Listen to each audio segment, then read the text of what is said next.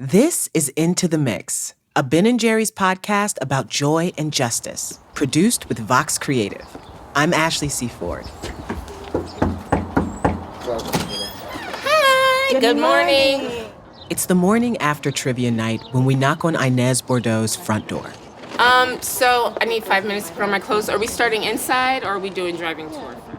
Her manicured nails are lacquered in a bright yellow, the same shade of yellow as the closed The Workhouse sign visible from her front window. The month Inez spent in the workhouse radicalized her. She ended up at the Workhouse, a notorious debtor's prison in St. Louis, because of a parole mistake that wasn't her fault. And they set her bail at $25,000. She was making $8 an hour at the time. Think about that. A $25,000 bail for someone whose initial offense was being too poor to afford childcare and rent in the same month, while being a mere $57 too rich to qualify for childcare assistance. $25,000, when all she owed the state initially was $10,000. So give me 1 second. Let me put the dogs away, and then I'm going to let you in this door right here. This first-floor one-bedroom was the only house Inez could afford with her $8 an hour job. After 3 years of couch surfing and sleeping on the streets, she was finally able to reunite and be happy with her 4 children here. They shared her love of books and laughter in this apartment. This first-floor one-bedroom is also the home Inez came back to after her time at the workhouse, and after a judge vacated the felony on her record. It turned out Inez should have never been charged with a felony in the first place.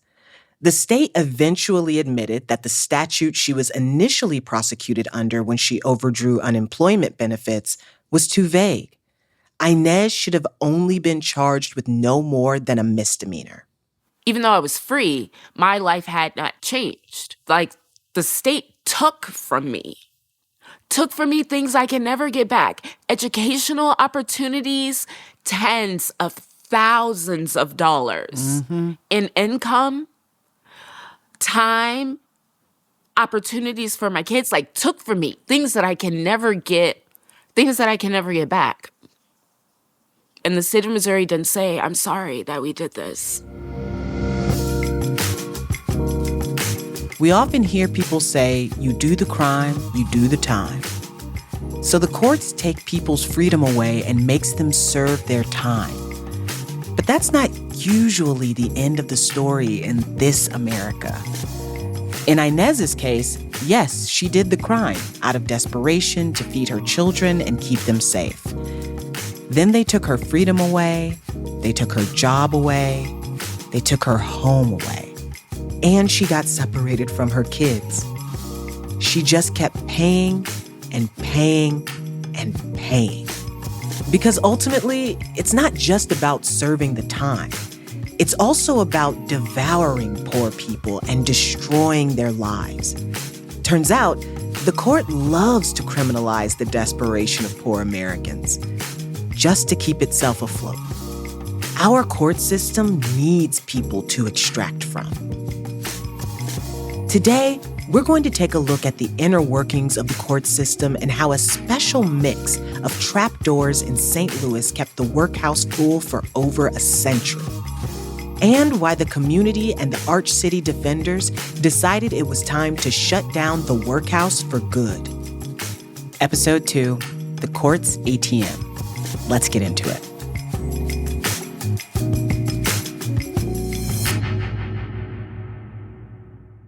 That old story, don't do the crime if you can't do the time. They did their time. They paid their society back for the damage they did by stealing or assaulting or driving too fast or whatever their crime was. And then the court said, no, that's not good enough. Now you owe us even more. And if you don't pay that, we're going to put you back in jail. Tony Messenger is a Pulitzer Prize-winning journalist at the St. Louis Post-Dispatch. He won the prize for his columns on debtors' prisons in Missouri. And he also wrote a book about it. It's called Profit and Punishment: How America Criminalizes the Poor in the Name of Justice. He's actually written articles about Inez and other Arch City Defender clients.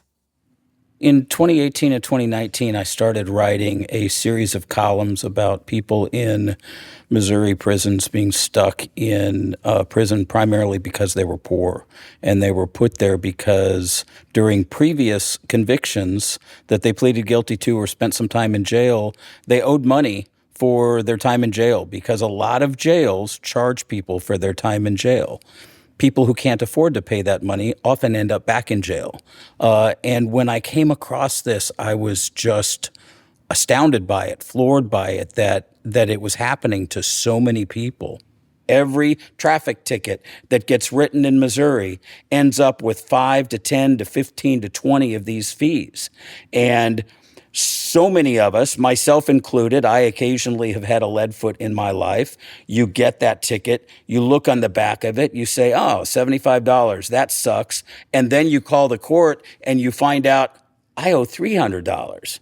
Why do I owe $300 instead of the $75 it says on the ticket? Because the $75 is the fine for speeding. The $125 or $225 or $500 or whatever it is in a given jurisdiction, that's all the money the legislature has added to the court system to say, you have to collect this. These added fees function as backdoor taxes, and you can trace them back to Ronald Reagan's tax cuts in the 80s. Back then, Reagan's big campaign promise was that he would reduce taxes. And he did so with the Economic Recovery Act in 1981. Well, that trickled down immediately. By 1983, there were revenue gaps in municipalities all over the country. I believe it was a group of rural sheriffs in Missouri came to the legislature and said, you know what, we don't make much out here as sheriffs because our counties, have low taxes. And so when we're retiring, we don't have much in our retirement. We want you to improve our retirement, create a retirement fund for us and add some money to it. And the legislature didn't want to say no to the rural sheriffs. They're very powerful political figures in the local jurisdictions, but they didn't have the money in the budget to do it. So they came up with this $3 sheriff's fee that attaches to every single case in Missouri. And has since 1983. That's why your driving ticket for speeding or, improper turn or whatever has that $3 charge on it, plus a bunch of other similar ones like it, because the legislature passed this $3 fee to go to sheriff's retirement. Well, it raised millions of dollars for the sheriffs. And they told their buddies and the prosecutors, and they told their buddies in the county clerk's office. And now all of a sudden, every agency and nonprofit and constituency that's looking for money goes to the legislature and said, hey, how about a $3 charge for us and a $4 charge for us? This way of collecting backdoor taxes isn't something that only happens in Missouri. North Carolina is an example I use in the book. From 2008 until the early 2020s, their fines and fees went up almost 400% because it's really easy for the legislature to say, I'm not raising taxes. I'm just adding a $3 fee to benefit sheriffs. And who's going to say no to that? It's insidious, especially when you consider that court fines and fees are added on regardless of whether or not a person is able to afford it. A judge is supposed to hold an ability to pay hearing to basically determine, hey, is this a poor person in front of me? Can they afford to pay all of these fines and fees that I'm going to put on them that the legislature in that given state has said courts have to charge? Most of those fines and fees have nothing to do with the court system. The courts impose fines as punishment for infractions. Then they generate additional fees from those infractions as a surcharge. So they make more money by preying on the people being punished, folks who are often already on the margins.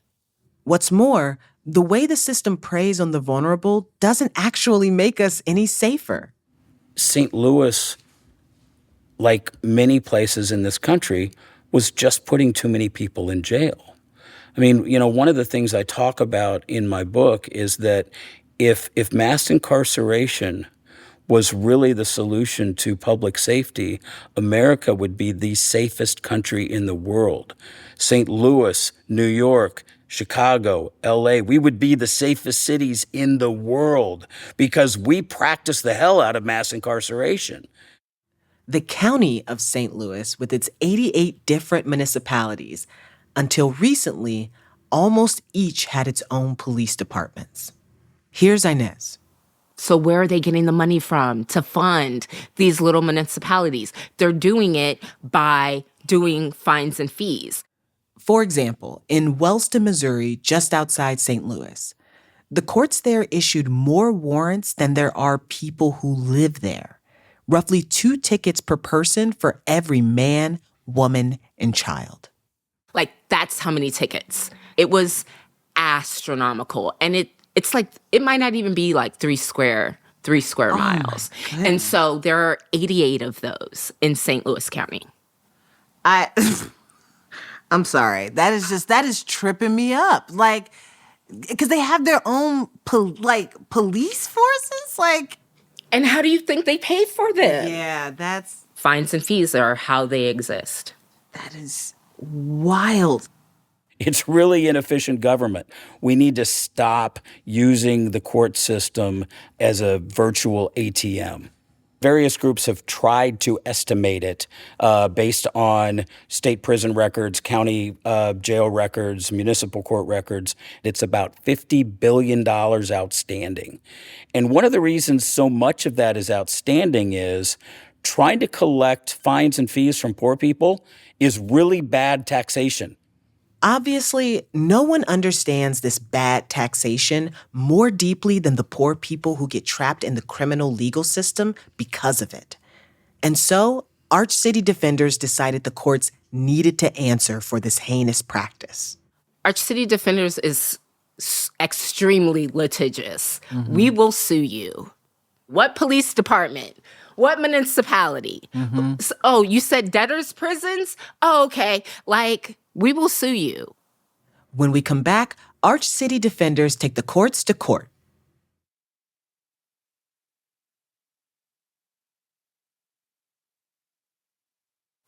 Here in St. Louis, if you drive down Highway 70 going toward St. Charles, you will go from the city into the county. There is like this little bridge that's Goodfellow. Goodfellow is the last city street. Mm-hmm. Once you cross over Goodfellow, you are now officially in St. Louis County. Mm-hmm. And as you cross under that bridge, there used to be a sign there that said, "This is a safety corridor. All traffic fines are doubled." Right? Yeah. And so then county police would just line up on the side of the highway and wait for people to speed through and then pull them over. And so, of course, they were doubling people's fines. The Arch City Defenders filed a class action lawsuit against several municipalities that preyed on drivers. Because we found out that they were basically using those fines and fees to fund government. Right. In some municipalities, they were using 60% of their budget was coming from just fines and fees from pulling people over. They're funding their governments off the backs of Black and brown people, poor people. As of 2015, the state of Missouri now has a law that caps fines and fees at 20% of city and municipalities' budgets. Lawsuits do work. They let the courts know you won't get away with this. They serve as a deterrent. Stop doing this because you're going to have to pay for it. Arch City Defenders won millions of dollars in class action lawsuits against municipalities in Missouri. So when the community in St. Louis was ready for retribution, when they were ready to get their lick back against the system that's been fleecing them and their loved ones and throwing them away in the workhouse for decades, ACD was ready.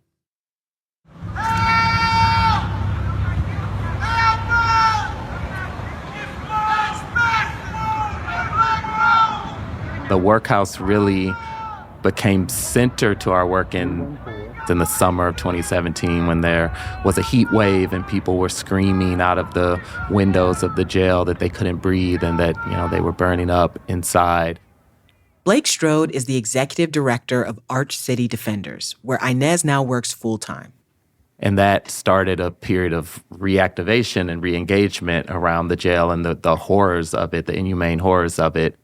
To shine a white-hot spotlight on the horrors of the workhouse, Arch City Defenders reached out to people who had spent time inside. They went into battle armed with their stories. We started working on litigation to bring against the city of St. Louis for conditions in the jail. And that's the Cody lawsuit that's still pending today, Cody v. City of St. Louis, which we filed in November of 2017. Right. That lawsuit was sort of the first foray into years of advocacy focused on the workhouse, but more broadly, really trying to change the culture and policy that leads to mass incarceration in St. Louis and Missouri, all across the country, by focusing on things like pretrial detention, by focusing on cash bail. So ACD teamed up with the Bail Project. I had every desire to burn that mug down as much as we could. And so I was confident because I knew that the people wanted it done, that the city was already crying out about it for a while. That's Mike Milton. He too was detained in the workhouse. When the campaign to close the workhouse kicked off in 2017, he was the founder of St. Louis's chapter of the Bail Project. We know that in St. Louis City, 98% of the people who were held inside of the city jails were held because of unaffordable cash bail. We know that when a person spends more than 3 days inside of the incarceration, they lose supports that are already thin.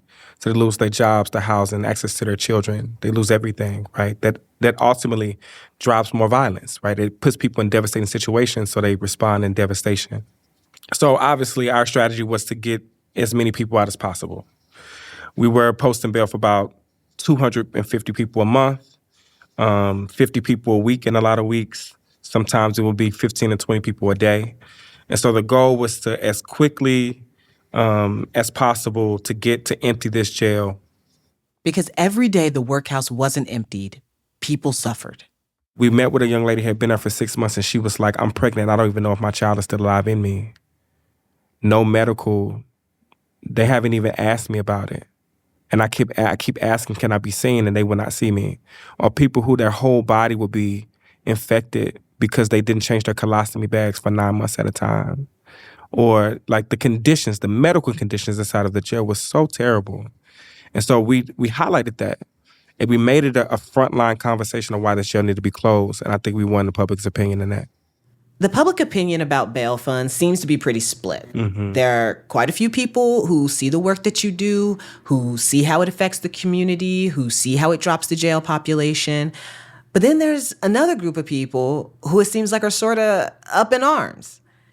Do you think that this is the result of these people actually disagreeing with what bail funds are as a policy addressing issue? Or do you think these people are the victims of propaganda that tells them that when people are out on bail, they commit more crimes? Yes. The answer to that is yes. I think it's both of those things, but ultimately I think the root of it is that people are, there's a couple different roots, but people have a misunderstanding of what cash bail is supposed to be. You are not guilty, right? In fact, it's supposed to be the presumption of innocence versus guilt, right? And so I think people think that because you're charged with a crime, then you are, guilty of that crime in which you should be locked up, right? But cash bail, the bare basics of it was supposed to be an incentive for you to return to court, right? You get charged with a crime, you put your money down, just so that you can get your money back. You keep going to the court appearance and then you get the money back at the end. What it has turned into, because of the roots of racial violence and white supremacy within the legal system, was an opportunity to incarcerate Black and poor people, but also Black women. It's the fast and growing population of people in jail is Black women, right? And so our goal was to prove that people don't have to be incarcerated in order for them to ensure safety or flight risk. People can be out, get jobs, continue on with their lives, and come back. Mike says there's a false narrative in the public discourse that if people are let out of jail, crime rates will go up. They were used to hearing the same old crime is up. You know, St. Louis is the most dangerous city in America per capita. But we were countering that narrative by lifting up the stories who were impacted by cash bail. The conversation started to turn with, what are the alternatives? If we end the cash bail, what are the alternatives?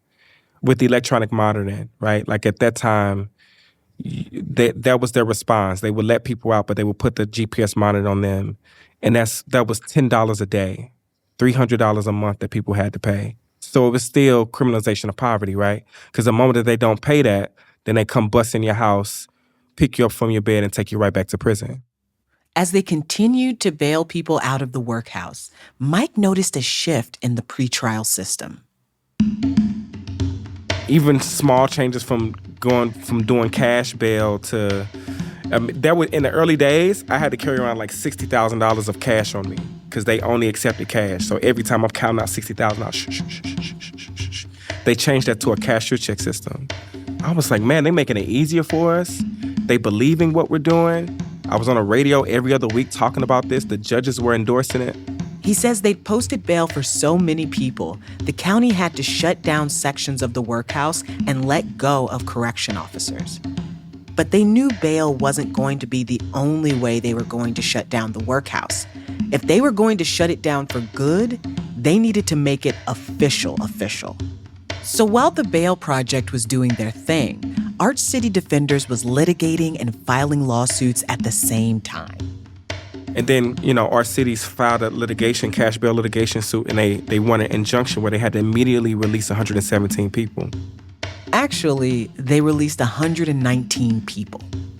So lawsuits continued to be an effective strategy. Arch City was all over that. Bailing people out was another strategy. The Bail Project was all over that. And their third strategy in their campaign to close the workhouse? They made it political. I usually am the one that's like, no, we should run up on the mayor right now. You know what I'm saying? Like, we should run up on her right now. That's next time on Into the Mix. Next week, our final episode in this mini-series, How to Close a Jail. Into the Mix is a Ben & Jerry's podcast produced with Vox Creative. This episode was written by Priscilla Alabi.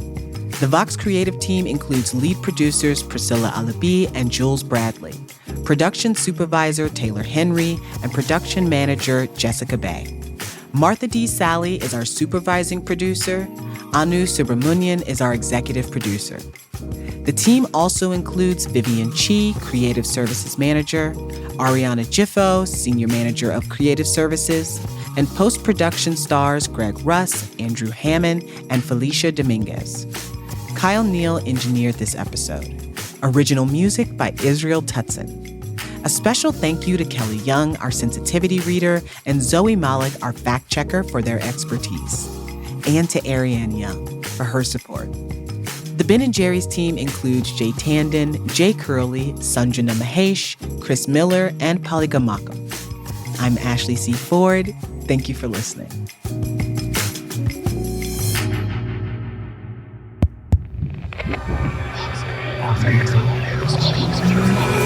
Vox Creative.